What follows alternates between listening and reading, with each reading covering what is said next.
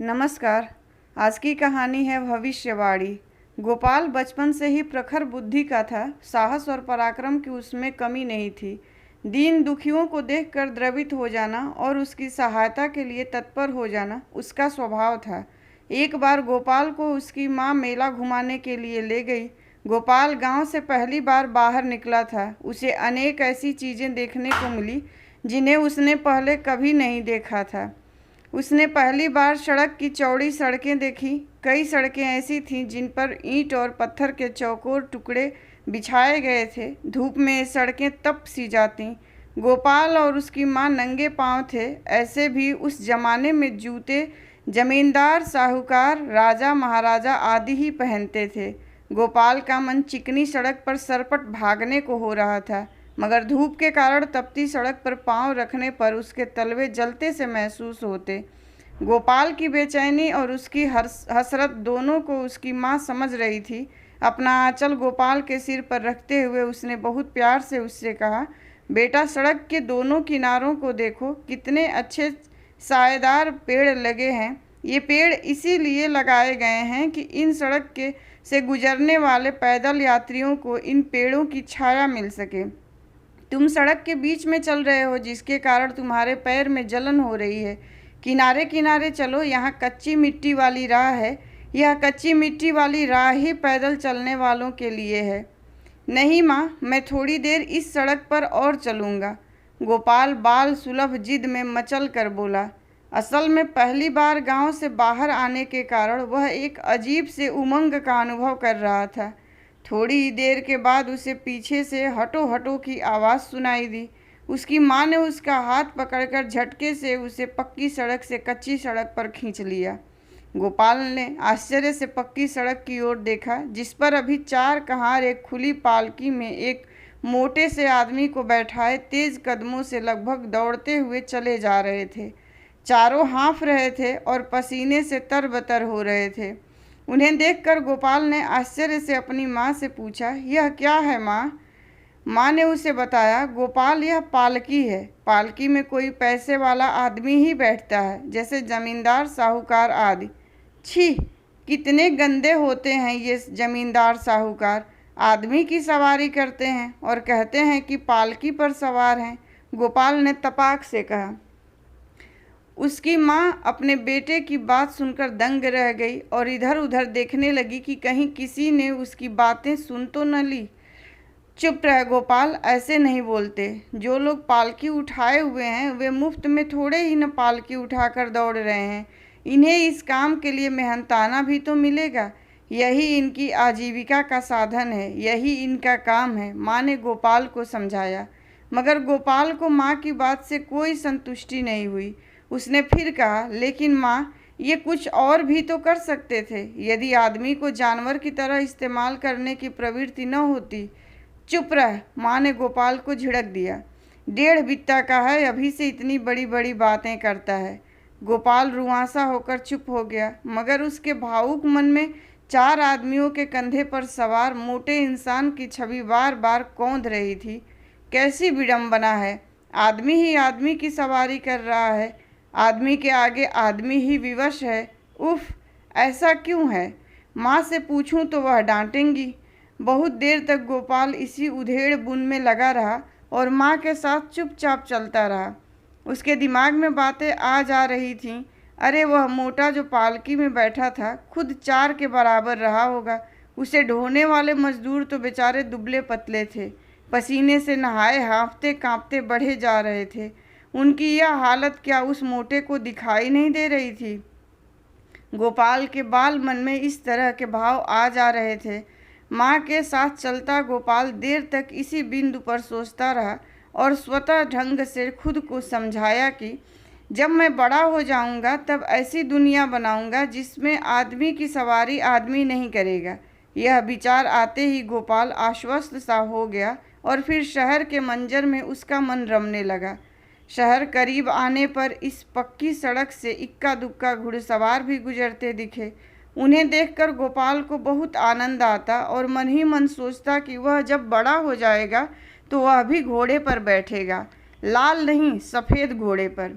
सफ़ेद घोड़ा कितना अच्छा लगता है। एक बार रामदीन की बहन की शादी में गांव में भी तो आया था सफ़ेद घोड़ा। नहीं, घोड़ा नहीं, सफ़ेद घोड़ी जिस पर दूल्हा सवार था। अचानक गोपाल ने माँ से पूछा, माँ, मेले में घोड़ा भी होगा ना? हाँ बेटा, घोड़ा भी होगा और हाथी भी, गाय और बैल भी, कबूतर, तोता, मैना भी, उसकी माँ ने उसे लाड में डूबी आवाज़ में कहा।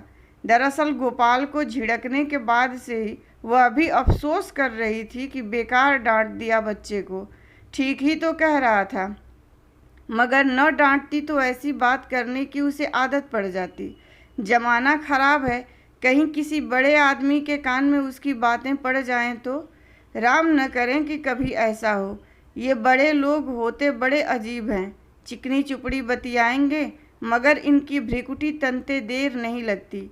जब तक बेगार करते रहो तब तक मेहरबान दिखेंगे, काम निकल जाए तब फिर तू कौन और मैं कौन पहचानने तक से इनकार कर देते हैं। ऐसे तोता चश्म होते हैं ये बड़े लोग, चाहे जमींदार हो चाहे साहूकार। देर तक यही सब सोचती चलती रही गोपाल की माँ। जब गोपाल ने उससे सवाल किया तो उसकी तंद्रा टूटी। शाम होने के पहले ही दोनों माँ बेटे मेला स्थल तक पहुँच गए। गोपाल की माँ ने एक छायादार वृक्ष के नीचे चादर बिछा ली और गोपाल से कहा, आ बेटा, थोड़ा सुस्ताल हैं, फिर चलेंगे मेला देखने। गोपाल चादर पर बैठ गया। उसने माँ को देखा, वह थकी सी लग रही थी। उसने माँ से कहा, माँ तू जरा पैर फैला ले, मैं दाब देता हूँ, तुम्हारे पैर थक गया होगा। बाप रे, हम लोग सुबह से पैदल चल रहे हैं ना। गोपाल की माँ को अपने बेटे पर बहुत प्यार आया। उसने गोपाल को अपनी गोद में समेट लिया। गोपाल थका हुआ था। माँ की गोद में आने और सहलाए जाने से उसे नींद आने लगी और वह माँ की गोद में ही सो गया। गोपाल की माँ भी थकान मिटाने के लिए बेटे को गोद में चिपकाए वहीं लेट गई। थोड़ी ही देर में उसे भी नींद आ गई। एक अजीब से शोर के कारण उन दोनों की नींद खुल गई। शोर का कारण समझने के लिए गोपाल की माँ ने सड़क के दोनों ओर देखा। मेला जाने की राह में उसे एक हाथी जाता हुआ दिखा। हाथी पर एक मोटा आदमी बैठा हुआ था। हाथी के पीछे ग्रामीण बच्चों की भीड़ तालियां बजाते हुए चल रही थी।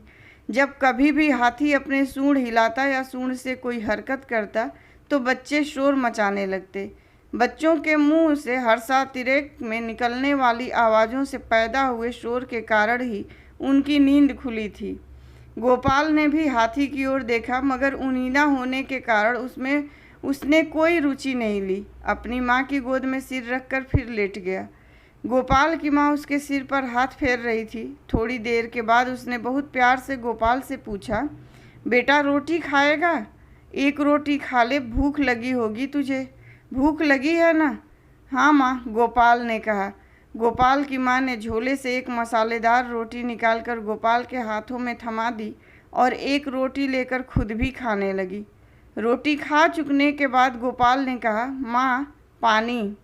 गोपाल की माँ ने कहा, चल बेटा, अब रास्ते में कहीं पानी मिल जाएगा। इतना बड़ा मेला है तो वहाँ प्याऊ तो होगा ही। रास्ते में न मिला तो मेले में मिल ही जाएगा। मेला का नाम सुनते ही गोपाल में फिर बाल सुलभ उत्सुकता पैदा हो गई। वह प्यास भूल गया और माँ के साथ मेले की ओर बढ़ने लगा। मेला पहुंचकर उसकी माँ ने गोपाल को झूले पर बैठा दिया और देर तक उसने झूले का मजा लिया। फिर वे दोनों मेले में आए पशुओं को देखने गए।